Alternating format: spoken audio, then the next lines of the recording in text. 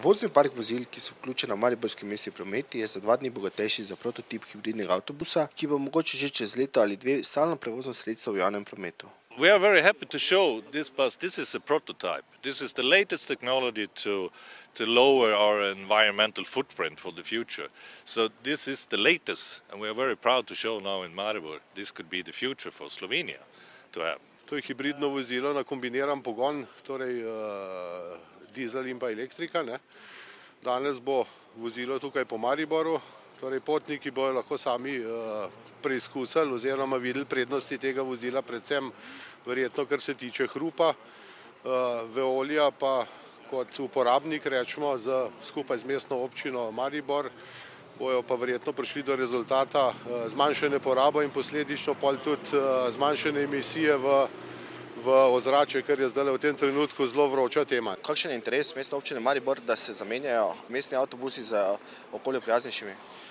Ja, veste, da je vozni park, ki prevaža potnike v mestnem prometu, dosti star. V tem smislu je interes nesporno v tem, da tudi v Mariboru zagotovimo torej prevozna sredstva, ki so, kar se tiče ekologije, najnovejša. Drugi pomemben razlog je tudi, da si želimo Mariborčankam in Mariborčanom zagotoviti prevoz v avtobusih, ki izpolnjujejo določene standarde in torej želimo dober standard za mariborske potnike v avtobusnem prometu. Ali bo mestna občina sofinancirala nakup novih avtobusov?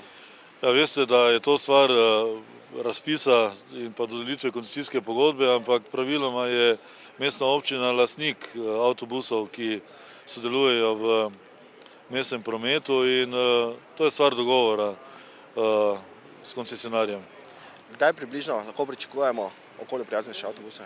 Veste, da ta avtobus, ki ga danes imamo tukaj na preizkušnji, da je letos še v fazi testiranja in da bo proizvodnja stekla komaj konec leta oziroma v letu 2011, tako da pripričan sem, da bomo pa v tem času tudi postorili vse potrebno za to, da bomo lahko uredili torej odnose s koncesionarjem.